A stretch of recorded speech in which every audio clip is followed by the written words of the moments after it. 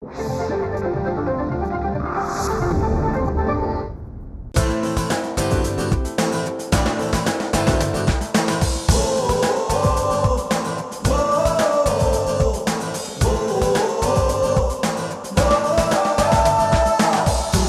से झुके नहीं, कदम कभी डिगे नहीं, ओ तूफानों से झुके नहीं, कदम कभी डिगे नहीं, राह में रुके नहीं, आसमां से बुलंदी तक, कोशिश से कामयाबी तक, कोशिश से कामयाबी तक, कोशिश से कामयाबी तक, कोशिश से कामयाबी तक, कोशिश से कामयाबी तक।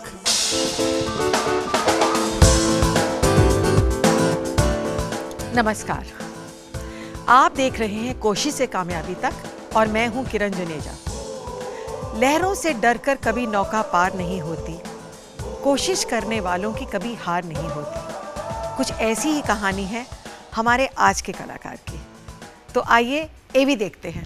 कोशिश से कामयाबी तक। रियलिस्टिक सिनेमा की जब भी बात होती है, एक नाम ज़हन में जरूर आता है, मधुर भंडारकर। एक ऐसे फिल्म मेकर जिन्होंने अपनी हर फिल्म से ऑडियंस को वाकिफ करवाया जिंदगी के बहुत से छुपे हुए पहलुओं से। सन 2001 में मधुर को मिला पहला नेशनल अवार्ड उनकी फिल्म चांदनी बार के लिए। हैप्पी बर्थडे है आपका।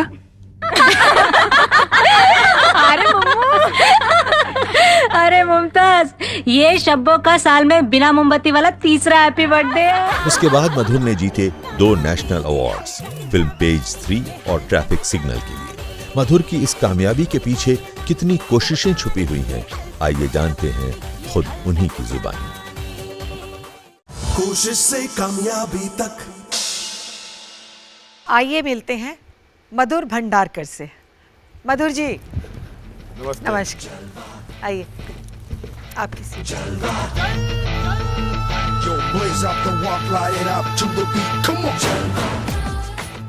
तो मधुर जी, वैसे तो मैं आपको बहुत अच्छी तरह जानती हूँ, मैंने एक फिल्म की है आपके साथ, फैशन। लेकिन आज हम बहुत ऐसे पहलू टच करेंगे जो कि हमारी ऑडियंस आपके बारे में नहीं जानती है।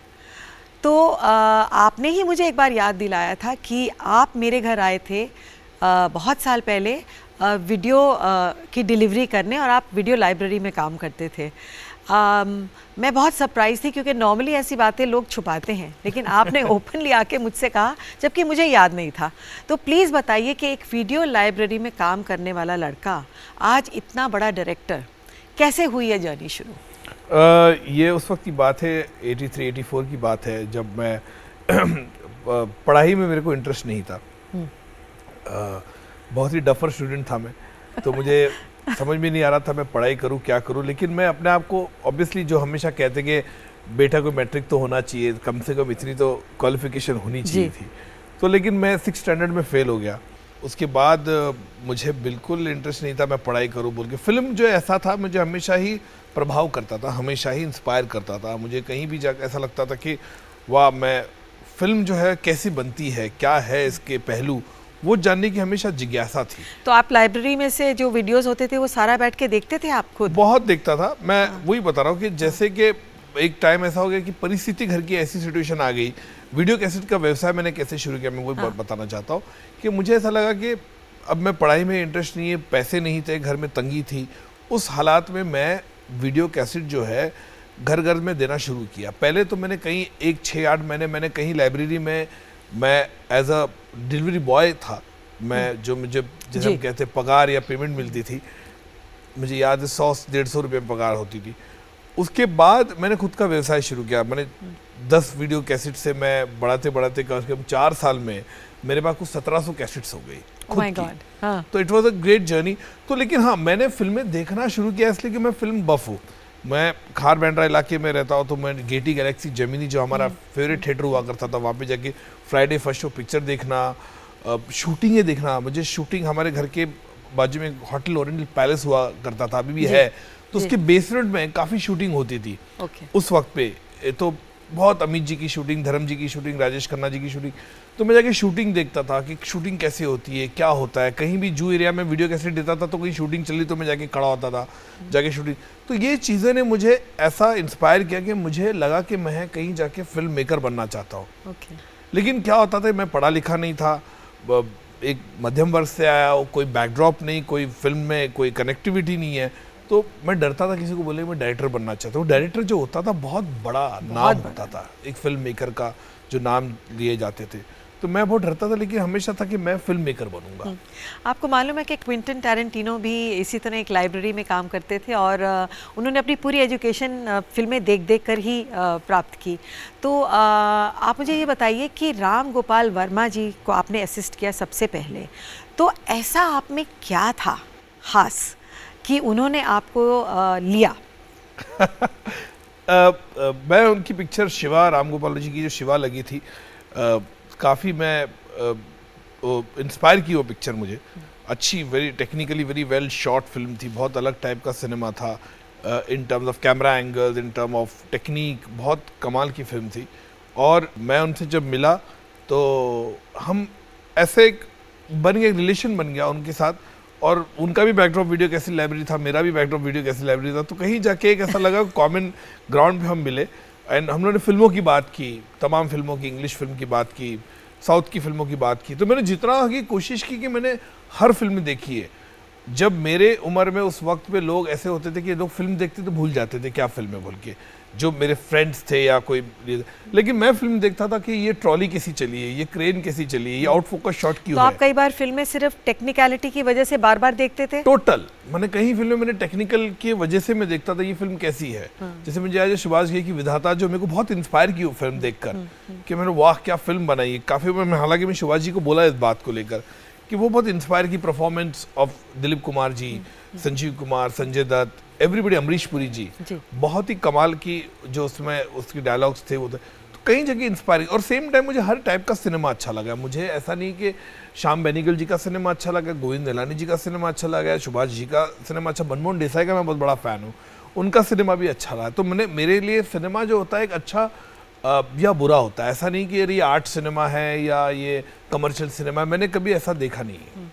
आपकी फिल्में देखकर ये लगता है कि आपने ऐसा नहीं देखा? क्योंकि मैंने नोटिस किया कि आपकी हर फिल्म जो होती है वो एक सोशल सब्जेक्ट पे होती है, एक आर्टी टाइप सब्जेक्ट होता है, लेकिन आप उसको एक बहुत अच्छा कमर्शियल कॉस्ट्यूम दे देते हैं मैं कहूँगी। तो आपका जो सोल है, जो बॉडी है वो आर्ट है और जो क्लोथिंग है वो कमर्शियल है, ये दोनों मिश्रण आप कैसे कर पाते हैं सक्सेसफुली? ये बहुत ज़रूरी होता है मेरे ख्याल से। मैं एज अ ऑडियंस, मैं जब थिएटर में जाता हूँ, मैंने जैसे कहा मैं गेटी गैलेक्सी जो था वो मास थिएटर होता था, उस टाइम मल्टीप्लेक्स नहीं होता था, तो मैं स्टॉल में बैठ के पिक्चर देखता था, रिएक्शन देखता था, लोग जैसे चिल्लाते, सीटी मारते, जो आजकल बहुत कम हो गया, वो देखने मिलता नहीं है। मिलता नहीं है। मुझे उस वक्त हमेशा लगता था फिल्म जो होती है एंटरटेनिंग होनी चाहिए। और अगर जैसे लोगों ने, आप लोग ने मुझे एक नाम दिया कि मधुर भंडारकर की फिल्में ना आर्टी होती ना कमर्शियल होती, middle of the road cinema होता है। करेक्ट। और मैं जो सच्चाई को बड़े अच्छी तरीके से बोलता ना, शाल में लपेट के दिखाता हूँ जैसे कहते हैं, उस तरह की फिल्में बनाता हूँ। और मुझे लगता है कि फिल्म जो होता है एक ऐसा कनेक्टिविटी होता है जिसके अंदर चाहे वो एंटरटेनिंग हो, कॉमेडी हो, चाहे वो ड्रामा हो, चाहे उसकी कोर प्रीमाइस के आप चीज़ें जो दिखा रहे, एस्पेक्ट दिखा रहे, जैसे मेरे पिक्चर में दिखाता हूँ, वो बहुत ज़रूरी होता है। और अगर एक ऑडियंस जो आता है, पैसा खर्च करता है, मल्टीप्लेक्स में आज थिएटर के रेट्स इतने बढ़ गए, तो मेरे ख्याल से अगर उसको एंटरटेन किया जाए और उसको एक अच्छी फिल्म दिखाई जाए, एट द सेम टाइम एक मैसेज भी है, तो मेरे ख्याल से इसमें कोई बुराई नहीं है। और मेरे ख्याल से दिखाना ही चाहिए, क्योंकि मैं एज अ ऑडियंस हमेशा मेरे को लगता था फिल्म में ये है क्या, अगर ऑडियंस आज की तारीख में, film making is a expensive journey. Theatre में जाके पिक्चर देखना अपने आप में बहुत बड़ी बात है। और स्पैन कम हो गया है किरण जी, अभी जो स्पैन हो गया पिक्चर का, वीकेंड का हो गया, 1 वीक का हो गया है, 2 वीक मैक्सिमम बड़ी पिक्चर है, तो उसके ज्यादा होता नहीं। वो दिन चले गए जब हम सिल्वर जुबली, डायमंड जुबली की पोस्टर देखते थे, 5 साल और 10 साल की बात होती थी, तो मुझे वो दिन अभी चले गए। तो इट वाज, आई फील कि इसलिए अटेंशन स्पैन कम हो चुका है। आज जिस तरह सोशल मीडिया है, ट्विटर है, फेसबुक है, यूट्यूब है, कितनी चीज़ें हैं जो उस टाइम पे नहीं हुआ करता थी। उस टाइम हमने पेपर खोल के देखते कौन से थिएटर में कौन सी पिक्चर लगी है। करेक्ट। आज टाइम ऑनलाइन बुकिंग चालू हो गई है, आप फोन पे बैठ के आप बुकिंग कर सकते हो। तो टाइम चेंज हो गया, तो हमें भी टाइम के हिसाब से ही चेंज होना पड़ता है। लेकिन मधुर जी, मैंने ये नोटिस किया कि आपकी सब फिल्में ऑल्दो सोशल सब्जेक्ट्स होते हैं तो भी कभी भी आप पावर्टी में नहीं जाते हैं। आपकी जो फिल्में हैं वो हमेशा एक ग्लैमर कोशेंट को रखती हैं, हायर क्लास को रिप्रेजेंट करती हैं, एक्सेप्ट फॉर 1 और 2 फिल्म्स। चांदनी बार भी जहाँ आपने की बार डांसर्स को दिखाया, लेकिन तो भी एक ग्लैमरस था क्योंकि उनका जो एटमॉस्फेयर था वो सब ग्लैमरस था। तो आप कभी पावर्टी या वो गरीब एरिया में कभी नहीं जाते हैं, ऐसा क्यों? नहीं, ऐसा बिल्कुल नहीं है। अगर हम चांदनी बार की बात करें तो डेफिनेटली उसमें बार बाला की कहानी हम दिखाते हैं कि क्या होता है। हालांकि हाँ, वो उसमें एक ग्लैमर क्वेश्चन है बिकॉज वो बार में काम करती है, डांस करती है, कपड़े उस तरह के पहनते हैं। लेकिन अगर देखने जाओ तो चांदनी बार एक ऐसा सब्जेक्ट था जो मेरे लिए मेरे करियर का नींव का पत्थर था। वो काफ़ी उसमें लोगों पर प्रभाव किया, वुमेन सेंट्रिक सिनेमा की तरफ लोगों ने उसको इंस्पायर किया और मेरे लिए मेरे करियर चेंज था, गेम चेंजर था मेरे लिए चांदनी बार। उसके बाद मैंने ट्रैफिक सिग्नल भी बनाई, एक फिल्म जो मैंने दिखाया कि रोड पे व्यवसाय कैसे चलते हैं। जब मैं सिद्धिविनायक मंदिर चल के जाता हूँ खार से इतने सालों से, 17-18 साल से, तो मैंने हमेशा देखा कि सिग्नल पे लोग आते हैं, ये जो गरीब है जो व्यवसाय करते हैं, जैसे अगरबत्ती बेचते, पेपर बेचते, बुक्स बेचते या कई अलग तरह की प्रकार की चीज़ें बेचते। तो मुझे लगा ये लोग आते कहाँ से, क्या होता है इनसे। फिर मैंने जेल बनाए, अंडर ट्रायल्स पे बनाए, वो भी दिखाता, डिपिक्ट करता है कि अंडर ट्रायल्स में किस तरह से लोगों को सालों निकल जाते हैं और उनको न्याय नहीं मिलता है, और जिस तरह से जेल में है वो उनकी गुहार नहीं लगती है कोर्ट्स में, और किस तरह से कितना टाइम लैंग्विश खोना पड़ता है जेल में। तो मुझे लगता है कि मेरे में हाँ ये है कि पेज 3 कॉर्पोरेट वर्ल्ड की हम बात करें या फैशन वर्ल्ड या हीरोइन की बात करें या गर्ल्स की बात करें तो ग्लैमर वाकई में है। तो मैं जो है वो हमेशा लोग कहते हैं मधुर जो है चीर फाड़ के दिखाता है कि ग्लैमर वर्ल्ड में क्या चलता है। तो मुझे इस पर प्रॉब्लम नहीं है, क्योंकि मुझे लगता है कि कई चीज़ें हैं हमारे देश में, हमारे समाज में, जो लोगों को दिखाना चाहिए। जैसे कई बार हीरोइन के टाइम पे कई लोगों को ऐसा लगा कि मैंने फिल्म इंडस्ट्री के ऊपर कटाक्ष की है या मैंने फिल्म इंडस्ट्री को टारगेट किया है, कई लोगों ने, कई ऐसे लोगों को ऐसा लगा। लेकिन अगर मधुर भंडारकर सच्चाई दिखाता बार बालों की, मधुर भंडारकर सच्चाई दिखाता कॉर्पोरेट वर्ल्ड की, फैशन वर्ल्ड की, पेज 3 वर्ल्ड की, तो मैं बेबाकी से अपने क्षेत्र की बारे में भी उसी तरह से दिखाऊंगा जिस तरह मैंने बाकी फिल्मों के बारे में बताई। तो मैंने कहीं भी जाके कोल्ड फील्ड डेवलप नहीं किया कि नहीं यार ये तो मेरी खुद की एरिया है कि मैं थोड़ा सा इसको, ये मैंने ऐसा कभी रिस्ट्रिक्ट नहीं किया। मधु जी, यहाँ पर हम लेंगे एक छोटा सा ब्रेक। कोशिश से कामयाबी तक। ब्रेक के बाद आपका स्वागत है। आप देख रहे हैं कोशिश से कामयाबी तक और हम बात कर रहे हैं मधुर भंडारकर जी से। तो 1999 में आपने अपनी पहली फिल्म बनाई। पहले तो ये बताइए कि आपको ये ब्रेक मिला कैसे?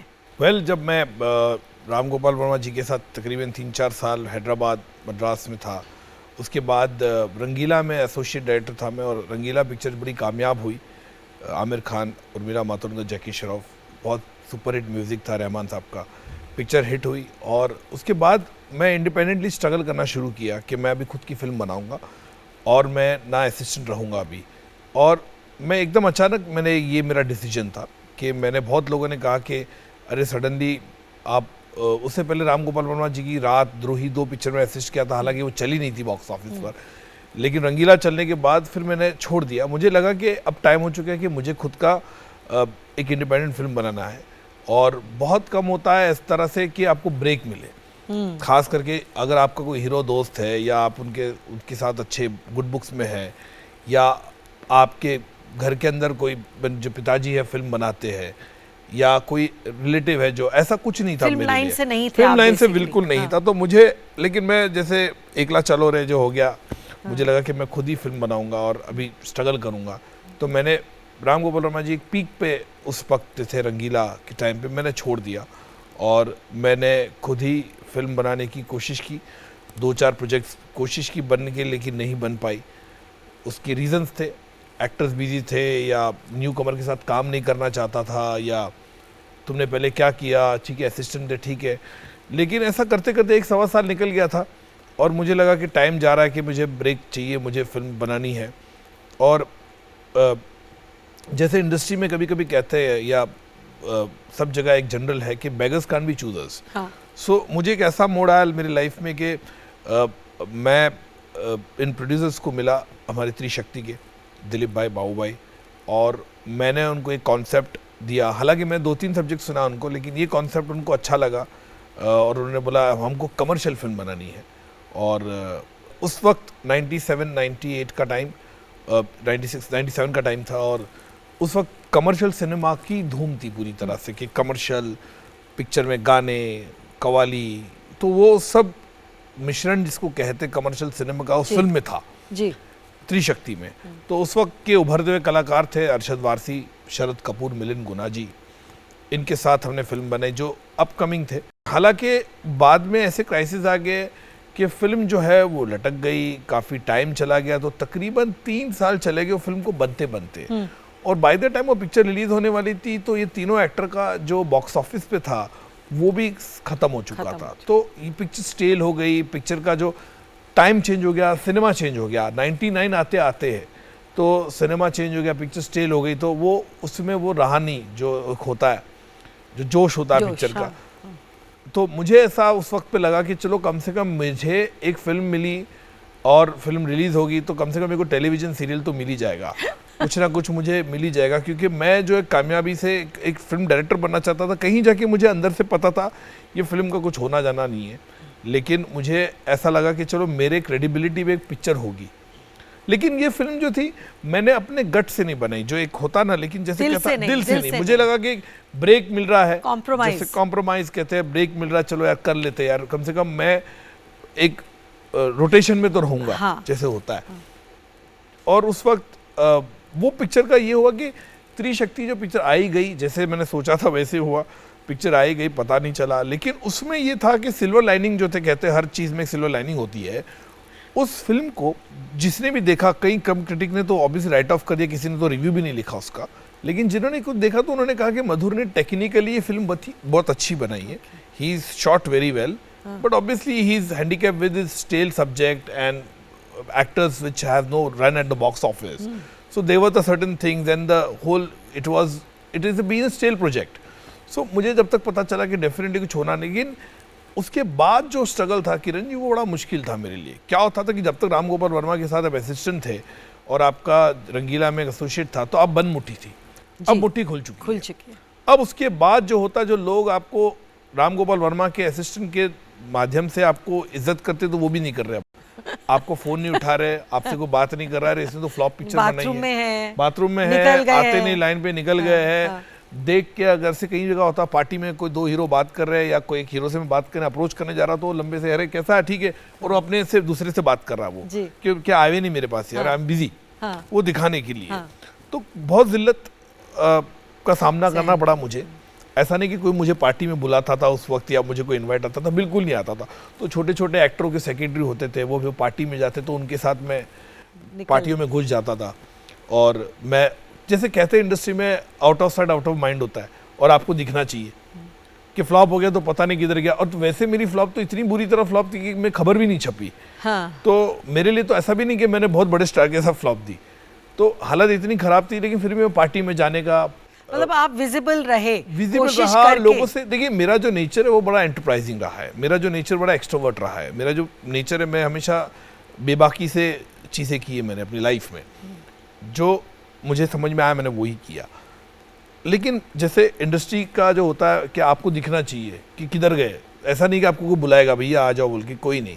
तो ऑब्वियसली, और ख़ास करके जब आप फ्लॉप हो जाते हो, आप पे फ्लॉप का ठप्पा लग जाता है, तो फिर तो बड़ा ही मुश्किल होता है कि वहाँ से अब निकलना। और पहली पिक्चर फ्लॉप हो गई तो लोगों ने राइट ऑफ कर दिया। मैंने उसके बाद मेरे में कितनी भी क्षमता हो, कितना भी टैलेंट हो मेरे में, वो लोग सोचते नहीं वो है, जब तक दिखेगा नहीं लोगों को कैसे पता चलेगा। तो लोगों ने बोला त्रिशक्ति बनाई, बहुत बेकार फिल्म बनाई, तो फ्लॉप हो गई, पता भी नहीं चला, डिजास्टर हो गई पिक्चर का, क्या होना है। तो इन छोटे में इंडस्ट्री के लोगों ने, ऐसा कि इंडस्ट्री के दिग्गजों ने, इंडस्ट्री के जो छोटे लोग थे, उन्होंने भी मेरी ऑबिचुरी लिखती थी कि भाई ये आदमी का करियर खत्म हो गया। अब उसके बाद जो 1-1.25 साल का जो टाइम था वो बड़ा ही प्रॉब्लमेटिक था, क्योंकि मैं बस की लाइन में खड़ा रहता था, तो बस में चढ़ता था, तो बस में जो त्रिशक्ति में जो लोगों ने छोटा मोटा रोल किया था वो मुझे मिलते थे। मैं जूझ जाता था, खार से बस पकड़ के जूझ जाता था, 2-2 बस चेंज करता था, तो बड़ा जिल्लत होती थी यार, डायरेक्टर खड़ा है, मैं ऐसा खड़ा रहता था, बोला आपकी टिकट निकाल दूँ सर, में बड़ा ही प्रॉब्लम होता था। और फिर कभी कभी मोबाइल आ चुका था उस वक्त पे, तो मैं बस स्टॉप पे मेरा असिस्टेंट हुआ करता, तो वो खड़े होता, मैं बस स्टॉप के बाजू में खड़े होकर फ़ोन पे बात करता था, ऐसा ड्रामा करता था मैं फ़ोन पे बात कर रहा हूँ, बल्कि ऐसे कोई गाड़ी आने वाली मेरे को लेने के लिए कि वो निकल जाए और फिर हाँ, तो ऐसा कई बार होता था कि मैं खड़ा होकर गाड़ी आएगी और जैसे बस आती तो मेरा असिस्टेंट चिल्लाता था आ जाइए तो हम लोग पीछे बैठ जाते थे दोनों। तो बड़ा एम्बैरेसिंग मोमेंट होता था, लेकिन उस समय ऐसा था कि क्या करें। लेकिन उस वक्त के बाद मुझे लगा कि अभी मैं क्या करूं, करियर में एक ड्रॉप आ गया, ड्रॉप मैंने खत्म हो गया। मैंने कोई बात भी नहीं करता था। तो चांदनी बार का आइडिया कैसे आया? चांदनी बार का आइडिया ऐसा है कि मैं उस वक्त जो इतनी गरीबी में, इतनी दुविधा में जो मेरे दिन निकाल रहा था मैंने ऐसे दिन आए थे कि मैं रिक्शा में जाता था तो मेरे दोस्त के पास जाता था, वो बोलता रिक्शा छोड़ा दे यार, 50 रुपए दे दे। ऐसे दिन थे मेरे। तो मैं, यही मेरा दोस्त था एक, और वो मुझे ले गया एक दिन बियर बार में, और उसने मुझे बोला यार मुझे बियर पीनी है, तू चलेगा क्या? मैंने चलो ठीक है, मैं सब पीता नहीं हूँ, लेकिन मैंने चलो थोड़ा सा मूड बनाते, तो मैं चला गया। और वो मेरे को बियर बार में ले गया जो लेडीज बियर बार था। मुझे लगा एक क्वार्टर सिस्टम होता है बार, वो होगा जो मुंबई में होता है। तो लेकिन वो ले गया मेरे को लेडीज बियर बार में। तो मैं उसको अंदर जाके बोला यार ये कहाँ लेके आया तू मेरे को यार, इतना शोर शराबा, आवाज चल रही है, जारिंग म्यूजिक, डांसिंग चल रहा है, शिफॉन साड़ी में लड़कियां डांस कर रही है घाघरा चोली पहन के। एक अलग ही अद्भुत नज़ारा था मेरे लिए। हालांकि मैंने इसके बारे में सुना था, लेकिन मेरे लिए बहुत पहली बार मैंने इस तरह की चीज़ें देखी। तो मैं बैठा 15-20 मिनट और मैंने कहा यार यहाँ से चल यार, बड़ा अजीब लग रहा है मेरे को यहाँ पे यार, तो कोई देख लेगा तो क्या सोचेगा, फ्लॉप हो गई पिक्चर, तो दारू पीना शुरू कर दिया इसने, जो एक दो जन मुझे जानते थे। तो मेरा बड़ा एम्बैरेसिंग हुआ कि लेडीज बियर बार में बैठा, क्वार्टर सिस्टम बार में फिर भी आप बैठे हो, बातचीत करते, तो बात भी नहीं कर सकते आप यहाँ पे। लेकिन उस वक्त मैंने उसको पीने नहीं दिया मेरे दोस्त को, मैं वहाँ से निकल गया। उसके बाद पता नहीं उस रात को वो जो म्यूजिक जो है उस बार का इतना हॉन्ट कर गया मेरे को। रात के 2 बजे मुझे याद है मैं निकला और मैं घर जाके सोया नहीं। 4, साढ़े 4, 5 बजे तक मुझे गाना जो था मुझे याद है अच्छी तरह, डड्डू सिप्पी की पिक्चर का था, इनकार का मुंगड़ा मुंगड़ा जो गाना था, राज सिप्पी की पिक्चर का मुंगड़ा मुंगड़ा जो उषा मंगेशकर जी ने गाया था, पंचम दा का म्यूजिक था। मुझे वो जो गाना इतना हॉन्ट कर गया, तो मुझे पता नहीं ऐसा लगा कि मैं बाहर में ही हूँ अभी भी। रात को भी मैं सोचा मैं बाहर में बैठा हूँ, लेकिन फिर मैं उठा और पता नहीं क्या हो गया। देखिए हर फिल्म मेकर को जैसे कहते हैं एक ट्रिगर पॉइंट चाहिए लाइफ में। हर एक फिल्म मेकर को एक कॉन्सेप्ट, एक आइडिया के लिए एक ना थोड़ा सा उसको एक स्ट्राइक होना चाहिए और वो मिल जाता है। और मैंने पता नहीं उसी दिन मैंने बोला यार मेरे को ये बार के ऊपर थोड़ा रिसर्च करना है। और मैंने उसी मेरे दोस्त को फ़ोन किया जो पैसे वाला था, पैसे थे उसके, मेरे पास तो पैसे ही नहीं होते थे। तो मैंने उसको बोला यार मैं बियर बार में जाना चाहता हूँ, तो और वो रेगुलर था बियर बार में। तो मैंने बोला मैं ये बियर बार में जाना चाहता हूँ। तो उसने मेरे को पहले पूछा यार मैं तेरे साथ जाऊंगा नहीं, कल को तूने मेरा मजा किरकिरा कर दिया, कल तूने मुझे पीने नहीं दिया और तूने मेरे को जल्दी से उठा लिया वहाँ पे, मैं तो जाऊंगा लेकिन मैं तेरे को लेके नहीं जाऊंगा। तो मैंने बड़ी मिन्नत की उससे, मैंने बोला यार मेरे को लेके जाना प्लीज ये वो। तो पहला क्वेश्चन उसने मेरे को पूछा कि कोई लड़की पसंद आई क्या तुझे वहाँ पे? तो मैंने बोला अरे नहीं भाई मेरे को कोई लड़की पसंद नहीं आई, मैं ऐसे ही आना चाहता हूँ, मैं देखना चाहता हूँ बाहर में होता क्या है। तो उसको पता नहीं था। उसने बोला ठीक है मैं तो जा रहा, तू आ जा शाम को। तो मैं गया उसके साथ फिर से बाहर में। फिर एक बार मैं उसने बोला देखो इससे और मतलब मेरे को और बार दिखा सकता है? तो बोला हाँ चल दिखा। तो उस रात को वो 3-4 बार मुझे ले गया अलग अलग बार में, बियर बारों में। अलग अलग ग्रेड्स का होता है, जैसे हमारे थिएटर में कैसे होता है स्टॉल, बालकनी, अपर स्टॉल होता है, तो वैसे ग्रेडिंग होती है। तो कुछ अलग अलग बार में ले गया मुझे, सबसे बड़े बार में भी ले गया। और उसके बाद मैंने बोला तो एक सब छोटे से छोटा बार मेरे को ले गया। तो सायन कोलीवाड़ा में हम गए, एक छोटा बार था, डिंजी लाइट्स, एकदम शीडी सा था वो, ऑर्केस्ट्रा टाइप चलता था।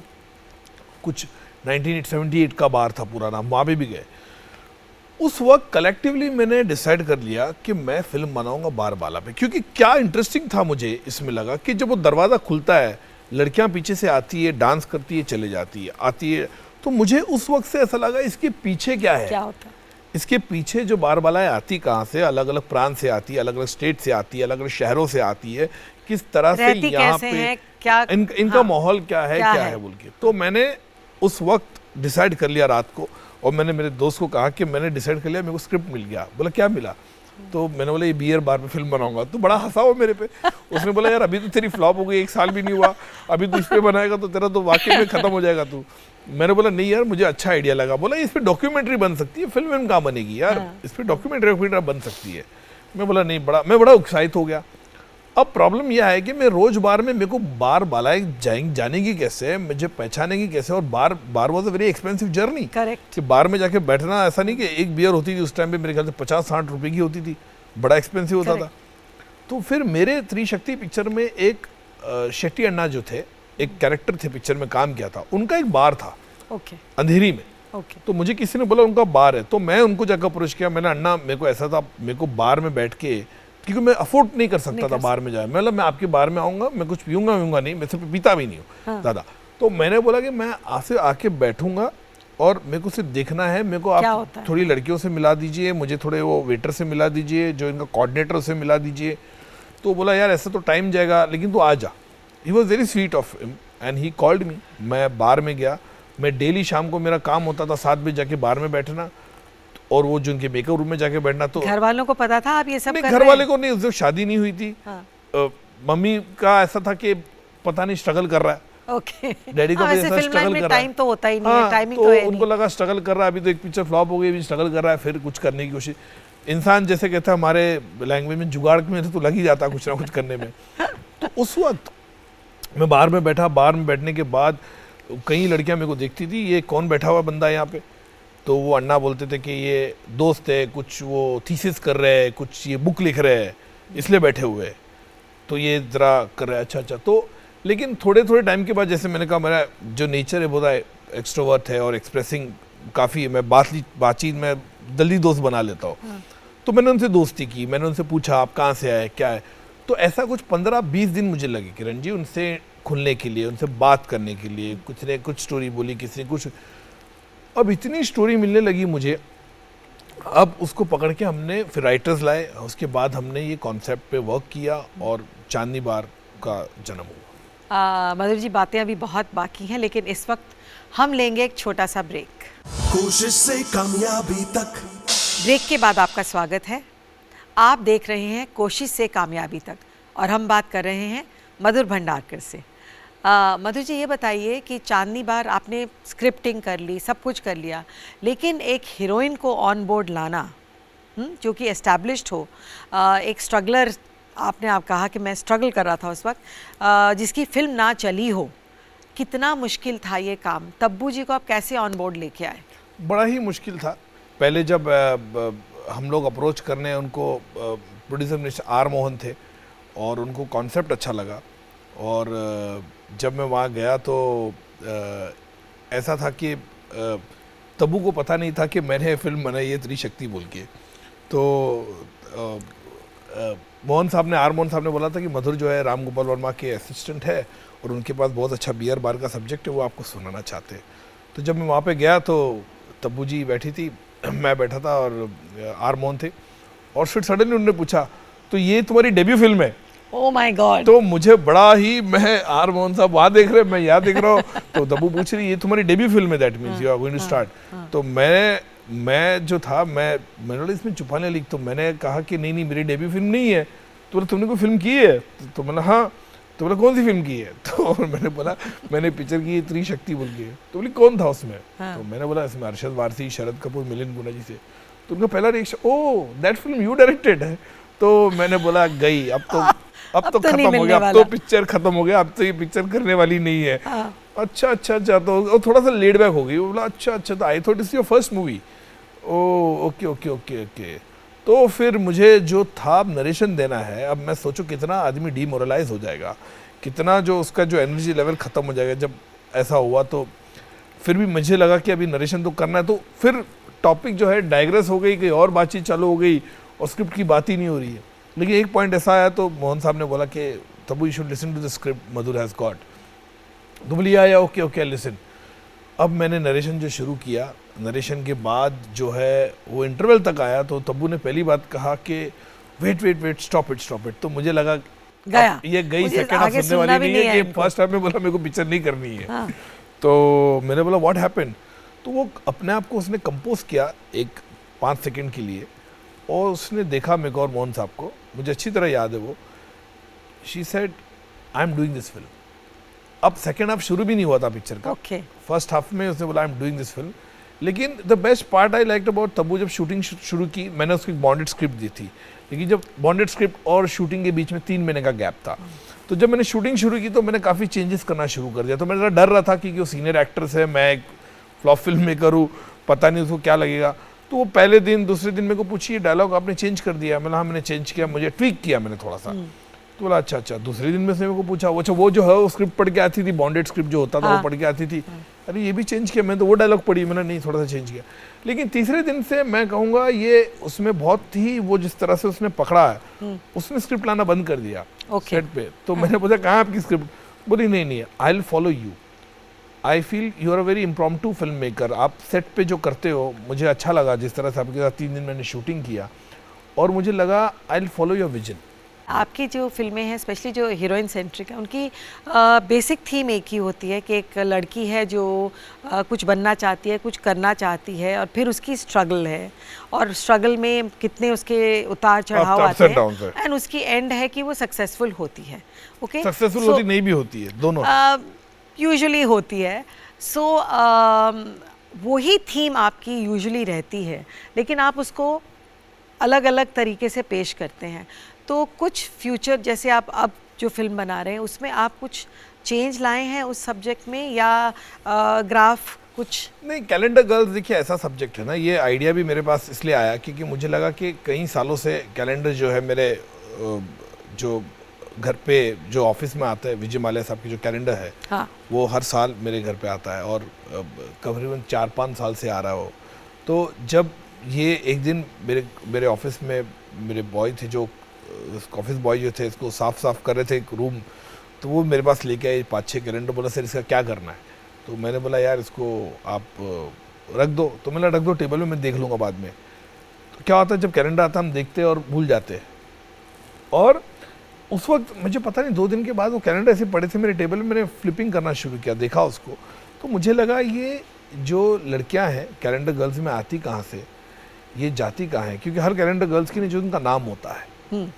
तो मैंने कई बार देखा ये लड़कियां गई किधर, ये लड़कियां उसमें बहुत 1% जो होता है जो सक्सेसफुल होता है, या कोई मॉडल बन गई बड़ी, या कोई एक्ट्रेस बन गई, अदरवाइज 99% तो पता नहीं चलता गई किधर। तो मुझे वो इंट्रिग कर गया, मुझे लगा कि कैलेंडर गर्ल्स की कहानी जो 1 साल का प्लेटफॉर्म होता है, 1 साल के लिए जो इनकी पॉपुलैरिटी होती है उस कैलेंडर गर्ल्स को लेकर आगे क्या होता है ये किसी ने बताया नहीं। और मेरे ख्याल से ये जो टॉपिक है, मेरा एरिया है, मेरा जोन है, इसलिए मैंने टॉपिक को पिकअप किया, इसलिए मैंने 5 न्यू कमर को कास्ट किया। चांदनी बार को नेशनल अवार्ड मिला, तो कैसा लगा आपको? आपकी सेकंड फिल्म, फर्स्ट फिल्म नहीं चली और सेकंड फिल्म में ही आपको नेशनल अवार्ड मिल गया, तो कैसा लगा? मुझे बहुत अच्छा लगा। मुझे याद है कि चांदनी बार के वक्त मैं विज्ञान भवन में जब मुझे नेशनल अवार्ड डिक्लेयर किया गया, मैं पहली बात तो मुझे यकीन नहीं हुआ, क्योंकि जो मधुर भंडारकर चांदनी बार से कुछ 4 महीने पहले बसों में और रिक्शाओं में और इस तरह से वड़ा पाव खाते मुंबई में देखा जाता था, अभी भी खाता वैसे तो लेकिन मुझे उस वक्त का माहौल याद है। और जब मैं विज्ञान भवन में गया था, जब नेशनल अवार्ड मिला और मेरा नाम अनाउंस हो रहा था, और हमारे लेट कलाम साहब उन्होंने मुझे अवार्ड दिया था, और मुझे याद है तब्बू ने मेरे से पूछा था, मधुर आर यू हैप्पी, खुश, नेशनल अवार्ड मिला तुझे? तो मैं एकदम I didn't know how to react, I was numb. मैं पता नहीं, अलग ही जोन था मेरे लिए कि मैं यकीन नहीं मान रहा था कि मैं वहाँ पे विज्ञान भवन में इतने बड़े दिग्गज लोग, सेलिब्रिटीज़, साउथ की इंडस्ट्री के, हमारे मुंबई इंडस्ट्री से कलाम साहब on the stage, Ravi Prasad ji on the stage, और मुझे उनसे अवार्ड मिलने वाला है। जब मेरा नाम पुकारने से पहले मुझे याद है मैंने अपने को एक पिंच किया था। फैमिली का क्या रिएक्शन था? Family was very happy. मुझे याद है मेरी मम्मी को ले गया था, वो रही नहीं, मम्मी को ले गया था उनको, और मैंने बिठाया था कि देखो बोल के, मेरे को याद है मैं उनको फ्लाइट में ले गया, मैंने बोला चलो मेरे साथ अभी कोई अवार्ड मिल रहा है पहली बार तो अलग सेक्शन होता है, आपने देखा होगा। जब आप फिल्मों के लिए स्ट्रगल कर रहे थे उस वक्त मम्मी पापा आपके साथ थे कि उनको लग रहा था ये क्या कर रहा है, ये क्यों जा रहा है? मम्मी पापा हमेशा चाहते थे कि मैं उनको ये था कि पता नहीं क्या कर जाएगा, क्योंकि उनको ऐसा लगा कि इसके पास एजुकेशन नहीं है, कोई स्किल नहीं है, ना ये वीडियो कैसेट का व्यवसाय ख़त्म हो गया, असिस्टेंट रहा, असिस्टेंट डायरेक्टर इसने 4 साल किया, उसके फिल्म बने, वो भी फ्लॉप हो गई। तो उनको पहला था कि मेरी जो दीदी थी वो मस्कत में थी, तो उनको लगा था कि मस्कत दुबई जाके सेटल हो जाए, कोई कंपनी में काम करे, एक ही बेटा था, तो उनको लगा कि यार उधर जाके सेटल। मैंने कोशिश भी की, मैंने असिस्टेंट बनने से पहले मैं 10-12 दिन मस्कत चला गया, 10-12 दिन दुबई चला गया, मैं को बुटीक में काम करने के लिए भी गया था, सोचा था वहाँ पे, लेकिन मुझे उस वक्त लगा नहीं भाई मैं फिल्म लाइन में काम करूँगा, और मैं फिल्म लाइन में इधर काम किया। 30 रुपए कन्वेंस मिलते थे। तो उनके लिए ये था कि पता नहीं इस लड़के का क्या होगा पता नहीं क्या होगा। मैंने उनको बहुत शौक लगता था कि उनको ऐसा लगा कि इसकी त्रिशक्ति फ्लॉप हुई तो करियर खत्म हो गया, अभी तो कुछ करेगा नहीं है। तो चांदनी बार का सक्सेस, मैं आपको चांदनी बार के बारे में बताऊंगा। जब चांदनी बार का ट्रायल हुआ पिक्चर का, तो मैं मेरी मम्मी डैडी को ले गया पिक्चर दिखाने उनको, मैं ट्रायल थिएटर में ले गया। तो दुनिया भर के लोगों ने पिक्चर देखे, लोग वाह गदगद हो रहे थे, लेकिन मेरी मम्मी डैडी शॉक थे। उन्होंने रिएक्ट ही नहीं किया कुछ। वो जैसे ट्रायल खत्म हो गया, वो बाहर निकले और बोला बाद में बात करते हो, चले गए। तो मैं पता नहीं इनको क्या हो गया बोल के, बड़ा ही उनको पता नहीं, मुझे लगा कि तो मैं कुछ रिएक्शन नहीं किया, वो चले गए। फिर मैं घर में जाके नेक्स्ट डे सवेरे पूछा मैंने, क्योंकि मैं रात को लेट ट्रायल खत्म हुआ, दूसरा शो भी था। तो मैं रात को 1-2 बजे गया था, तो सोए थे वो लोग। फिर नेक्स्ट डे मैंने सवेरे पूछा तो उनको शौक लगा, बोला तुमने ऐसी फिल्म कैसे बनाई बार बाला के ऊपर। तो मैं समझा नहीं कुछ। उनको लगा कि जो पिक्चर था बहुत ही रियल था और तुमने बहुत चीजें ऐसी दिखाई है जो नहीं दिखानी चाहिए। ओके। उनका रिएक्शन ये था कि किस तरह से उसका जो बेटा है पीड़ित होता आता है जुवेनाइल जेल में, जिस तरह से लड़की बार में जाती है, कई तरह की चीजें उसमें दिखाई, सेक्सुअल असॉल्ट है। महाराष्ट्रन कंजर्वेटिव फैमिली, उनके लिए ये बहुत शॉकिंग, कंजर्वेटिव था। उनको शौक लगा लैंग्वेज, क्या दिखा दिया जबान, जो लैंग्वेज थी उसकी शैली थी, वो जो उस पिक्चर का, कि किस तरह लड़कियां बात करती है, क्या तुमने कर दिया मधुर। तो बड़े शौक हो गए वो। तो मैं उनको देखते रहा, मैंने बोला क्या बात करो, बोला हमको तो लोग अभी क्या बोलेंगे पिक्चर देखने के बाद। ये रिएक्शन था उनका कि लोग सोचेंगे किस तरह सोसाइटी में मुंह कैसे दिखाएंगे, मैंने ये लेवल पे उनकी बातचीत हुई कि पता नहीं क्या है। तो मैं चुप बैठा, मैं रिएक्शन ही नहीं दिया। तो बोला हाँ तब्बू ने काम अच्छा किया है, परफॉर्मेंस अच्छा था, लेकिन ये पिक्चर तो पता नहीं तुमने ऐसा कैसा बना दिया। तो देखो कंसर्न, तो मैं कुछ बोला नहीं। मैंने देखिए आप लोग ये पिक्चर जब थिएटर में जाएंगे, थिएटर में देखना, इसका रिएक्शन अलग होगा। आप लोग ने अभी एक ट्रायल में देखा तो आपको ऐसा लग रहा है। तो बोला ठीक है। तो मैं कुछ बोला नहीं उनको, मैं निकल गया। फिर जो फ्राइडे सैटरडे पिक्चर लगी, पिक्चर को सक्सेस हुआ और मुझे याद है फिर मैंने उनको फिर भेजा मंडे के दिन, मतलब आप जाके भी इस थिएटर में पिक्चर देखिए आप। तो जो थिएटर में गए तो वो अपने कुछ फ्रेंड्स को भी ले गए जो उनके क्लोज थे, थोड़े 8-10 जो गए उन्होंने। तो उनको लोगों ने कहा यार क्या फिल्म बनाई है आपके बेटे ने, यार कमाल की फिल्म। जब थिएटर में सीटियां, तालियां और लोग नम होके जब बाहर आते थे, लोगों के आंखों में पानी होता था कि आह क्या फिल्म बनाई, टच कर गई पिक्चर। तो वो जो है वो उनका वो जो था, उनको लगा हाँ यार वाकई में ये कामयाबी और वाकई में इसने अच्छी फिल्म बनाई है। उनको लगा कि ये फिल्म, उसके बाद रिव्यूज आए इतने अच्छे, तो बड़े खुश हुए। तो मेरे ख्याल से वहाँ पे उनको जाके लगा कि वाह बेटा सक्सेसफुल हुआ। तो बेटे का जो सक्सेस है उसके तकरीबन 4 महीने बाद आई लॉस्ट माई फादर, तो he couldn't see my national award. लेकिन मम्मी जो थी, तो मैंने उनको जब नेशनल अवार्ड मिला मैं गया, जैसे मैंने कहा मैं पिंच किया अपने आप को कि कलाम साहब से मैं अवार्ड ले रहा हूँ। मेरे लिए बहुत गर्व की बात थी कि कलाम साहब मुझे अवार्ड दे रहे। और जब मैं अवार्ड लेके निकला, I was really numb the whole night. I couldn't think कि जो लड़का आज से 6 महीने पहले रोड पे सड़क पे वड़ा पाव खा रहा है और रिक्शा में घूम रहा है, तो मम्मी रोई? Mummy was very emotional. Mummy बहुत इमोशनल हुई। मम्मी को बहुत अच्छा लगा क्योंकि मम्मी ने मेरा स्ट्रगल देखा है। मम्मी ने मेरी, हम लोग we came from very poor family, तो ये सीन के किस तरह हमारे इतने होते थे कि हम लोग को कभी कभी एक वक्त का खाना नहीं मिलता था। We have seen those days. So हम लोगों ने इतना वो देखा, तो मम्मी वॉज वेरी हैप्पी जब लोगों ने उनको लगा कि कमाल का आपका बेटा है, इतना ये है वो है, इतना टैलेंटेड है।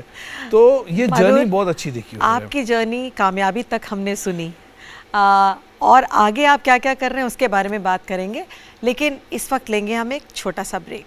कोशिश से कामयाबी तक। ब्रेक के बाद आपका स्वागत है। आप देख रहे हैं कोशिश से कामयाबी तक, और हम बात कर रहे हैं मधुर भंडारकर से। तो मधुर, फिल्मों की बातें तो बहुत हो गई, अब कुछ पर्सनल बातें भी कर लेते हैं। तो आपकी लाइफ में कंट्रोवर्सीज बहुत रही हैं, और एक लड़की ने आपको काफ़ी मलाइन करने की कोशिश भी की थी, आपको बदनाम करने की कोशिश की थी। काफ़ी लंबा फेज़ चला वो, 9 साल तकरीबन। तो उस फेज़ में आपको कैसा लगा? मेरे ख्याल से जिस तरह का इंसान की लाइफ में फेजेस होते हैं, अप्स एंड डाउन्स होते हैं, एक वो ऐसा फेज़ था मेरी लाइफ का। और मैं सक्षम था, स्ट्रांग था, मेरे घर वाले स्ट्रांग थे, मेरे साथ खड़े रहे, मेरे फ्रेंड्स स्ट्रांग थे, महिला जितनी फ्रेंड्स थे वो सब मेरे लिए खड़े हो गए। मैं हमेशा स्ट्रांग रहा हूँ, हमेशा लाइफ में। मैं you try to push me against the wall, I will definitely bounce back, fight, bounce bounce back and I will be there. तो होता है, इंसान की लाइफ में फेज होता है, लेकिन अल्टीमेटली सच्चाई लोगों ने देखी, सबको पता चला क्या था, फॉल्स केस था पूरा, सबको पता चला। उसके बावजूद भी मैंने कहीं वुमेन फोरम में मुझे बुलाया जाता था, मुझे डिस्कशन के लिए बुलाया जाता था, चाहे कहीं ऐसे जो NGOs है या ऐसे संगठन है उससे मैं हमेशा जुड़ा रहा हूँ। तो मुझे ऐसा कभी नहीं हुआ कि लोगों को सच्चाई पता थी। ये होता है कि हमारे देश में जब लेकिन टाइम जाता है एक केस को ख़त्म होते होते उसको कंक्लूड होने के लिए, लेकिन जब सच्चाई आई तो everybody came to know about it. कई लोगों ने मुझे कहा कि आप डिफेमेशन डाल दीजिए, आप उसको प्रोसिक्यूट कीजिए इस तरह से, लेकिन we come from a good family, we have very basic जो लिविंग होता है, हमें नहीं चाहिए किसी के लाइफ के अंदर हम आगे ये करें बोल के। तो आई थॉट कि it's better to move on in life and I move on very happily. Family के बारे में बताइए, how did you meet your wife? Well, हम लोग पहले फ्रेंड्स थे और एक दूसरे को जानते थे, और कभी हमने सोचा नहीं था कि इस तरह का जो है रिलेशन जो है एक वेडलॉक में ख़त्म होगा। एंड वेरी नॉन फिल्मी गर्ल है रेनू को, आप जानते हो, और कभी उसको ऐसा ये नहीं कि ग्लैमर है या पेस्ट्री वर्ल्ड में, she is into a known world, interior designer है। पर आपको मिली कैसे? मिली हम लोग एक हमारे कज़न के थ्रू वो मिली, we used to be phone friends, we used to talk on the phone, then हम लोग मिले, वी इंटरेक्टेड, तो हमारी फ्रेंडशिप थी। और एक जाके एक टाइम पे ऐसा लगा मुझे कि हमारी फ्रेंडशिप को we can conclude into a marriage. और वी वर वेटिंग, क्योंकि मेरा जो मैं बड़े जो पिक्चर है मेरी नहीं चली थी, वो त्रिशक्ति के बाद एक ऐसा फेज था मेरी लाइफ में, लेकिन पोस्ट चांदनी बार हमने डिसाइड कर लिया कि we should get into the wedlock, और हमने शादी कर ली। 13 इयर्स हमारी मैरिज को हुए एंड गोइंग स्ट्रॉन्ग। आपकी एक ही बेटी है? एक ही बेटी है। क्यों? नॉर्मली अगर एक बेटी होती नहीं, है ऐसा कुछ नहीं है, डिपेंड होगा जब होगा। ऐसा कुछ नहीं, कोई प्लानिंग नहीं होती है, ऐसा कोई प्लानिंग नहीं। 7-8 साल की है आपकी बेटी, 8 years old, तो यूजुअली मतलब इंसान प्लान करता है कि एक बेटा हो जाए तो अच्छा रहेगा। हो जाता कभी आपके ऐसे कोई प्लानिंग नहीं है? ऐसा कुछ नहीं है, ऐसा कुछ हो जाएगा तो होगा, डेफिनेटली होगा। ऐसा क्यों नहीं चाहिए, बच्चे किसको नहीं चाहिए? ऐसा नहीं कि लड़की चाहिए लड़का चाहिए, ऐसा कुछ नहीं। We have nothing like that, we want good kids, माने जो होता है उनकी ब्रिंगिंग अच्छी हो। बेटी के क्या प्लान्स हैं फ्यूचर के? आप क्या उसको फिल्म लाइन में लाना पसंद करेंगे, एज एन एक्टर या as a director, as a writer? किस फेज में अगर लाना पसंद करें तो? मेरे ख्याल से उसको डिपेंड होता है। देखिए क्या होता है, जैसे मैं जब फिल्म मेकर बना तो मेरे घर वाले को अपोज किया मुझे कि फिल्म लाइन में क्यों जा रहे हो, क्या है, इनसिक्योरिटी की लाइन है, इसमें कुछ होता नहीं है, क्या करोगे तुम। तो ये डिपेंड करता है। कल आज मेरी बेटी, क्या होता है हर फेज़ में, क्या होता है जब बच्चे होते हैं तो आपको कभी, मैं बचपन में ऐसा होता था, मुझे लगा मैं पायलट बनूंगा, फिर मुझे लगा मैं कॉप बनूंगा, फिर मुझे लगा मैं और कुछ करूंगा। हमेशा फेजेस बदलता है आदमी। तो बेटी को भी कुछ लग रहा होगा, बाद में कुछ लग रहा होगा, लेकिन उसकी पढ़ाई, मैं कोशिश करूंगा कि उसकी पढ़ाई पहले ख़त्म हो, जो बहुत एसेंशियल है पढ़ाई, और उससे अच्छे से अच्छी तालीम दूँ, अच्छे से अच्छे यूनिवर्सिटी में रखूँ उसको, जहाँ पे वो she become strong. Then it is her call. मैंने उसको एक्ट्रेस बनना है, डायरेक्टर बनना है, पेंटर बनना है, डॉक्टर बनना है, एनीथिंग। क्योंकि मेरे ख्याल से आज जो है बच्चे जो होते हैं वो अपना डिसीजन जो होते हैं वो खुद ही लेते हैं। मेरे टाइम में मैंने डिसीजन, मैंने जो सोचा मैं फिल्म मेकर बनूंगा, मेरे घर वाले बड़े अपोज करते थे कि आप फिल्म लाइन में क्या जा रहा है, लेकिन मैं फिल्म मेकर बना और कामयाबी के तौर पे अच्छी तरह से बना। आप कामयाब हैं मधुर, लेकिन कभी आपको लगता है ऐसा कि काश मैंने पढ़ाई ख़त्म की होती? मुझे कभी भी पढ़ाई नहीं कि उसका ये है नहीं, क्योंकि मैं I was always Avid book reader. मैं जाके जितने IIM में जाके वहाँ पे स्पीच देता हूँ या उनके साथ इंटरेक्ट करता हूँ, मैं अच्छे से अच्छे लोगों के साथ बैठ के डिस्कशन करता हूँ, पैनल डिस्कशन करता हूँ।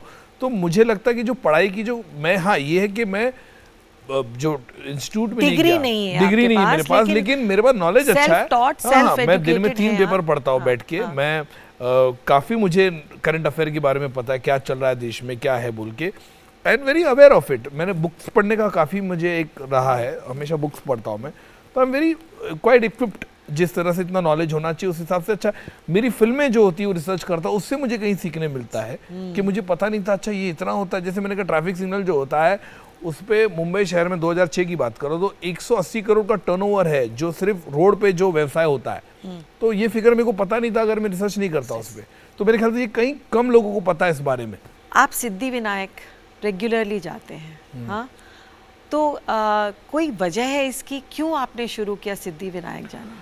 सिद्धिविनायक तकरीबन 19 साल हो गए मैं तकरीबन जा रहा हूँ चल के, शाम को या सवेरे में जाता हूँ। मुझे ख्याल से एक बहुत बड़ी श्रद्धा है। मैं बचपन से भगवान को या चर्च बोलो या दरगाह बोलो, मैं सब जगह जाता हूँ।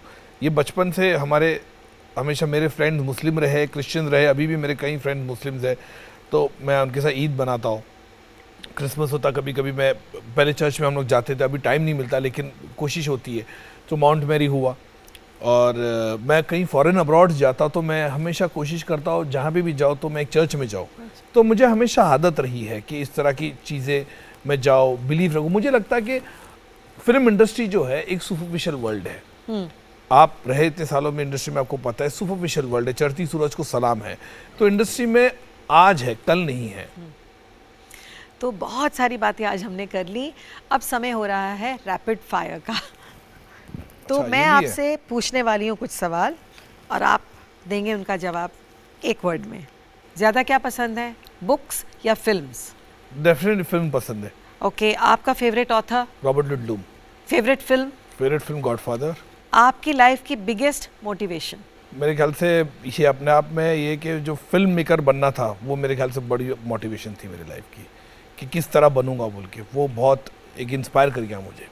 ओके, अगर आपको अपने आप को एक वर्ड में डिस्क्राइब करना हो तो वो क्या होगा? Madhur. That's a good one. अगर आप फिल्म मेकर ना होते तो क्या होते? जर्नलिस्ट। आपकी बायोग्राफी का टाइटल क्या होगा? मधुर मिलन। आपने सब सोच के रखा हुआ ऐसा लगता है। अगर आज आपको हीरो ओरिएंटेड फिल्म बनानी हो, हीरो ओरिएंटेड, तो आप किसके साथ काम करना पसंद करेंगे? डिपेंड्स ऑन द स्क्रिप्ट क्या है, मैं एक एक्टर के बारे में बोल नहीं सकता, डिपेंड स्क्रिप्ट क्या है वो। अगर आपको एक दिन के लिए इंडिया का प्राइम मिनिस्टर बना दिया जाए तो आप सबसे पहले क्या करेंगे? नहीं, मुझे नहीं लगता मैं उस योग्य हूँ उस लाइफ में। नहीं, वो तो जवाब आपको देना ही पड़ेगा। बिल्कुल नहीं। क्या करेंगे आप? ये बताइए। नहीं, मुझे नहीं लगता मैं योग्य हूँ उसके लिए, बिल्कुल नहीं। मधुरियत सही जवाब नहीं है। नहीं, मैं योग्य नहीं हूँ। कोई एक ऐसी लाइन या शेर जो आपके दिल के बहुत करीब हो? मुझे गाना पसंद है, किशोर दा का गाना पसंद है हमेशा, जो सफ़र का आपकी कसम का जो गाना, ज़िंदगी के सफ़र में जो बिछड़ जाते फिर नहीं आते। ओके, और अब समय है, आपको हमारे लिए एक ऑटोग्राफ साइन करना होगा और साथ ही हमारे शो के बारे में कुछ लिखना होगा। लाई।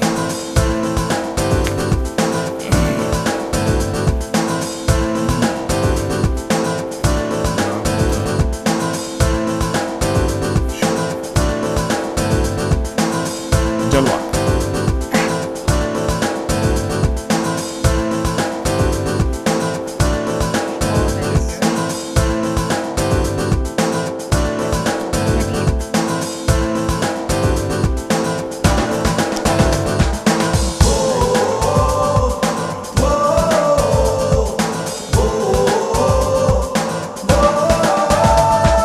तूफानों से झुके नहीं,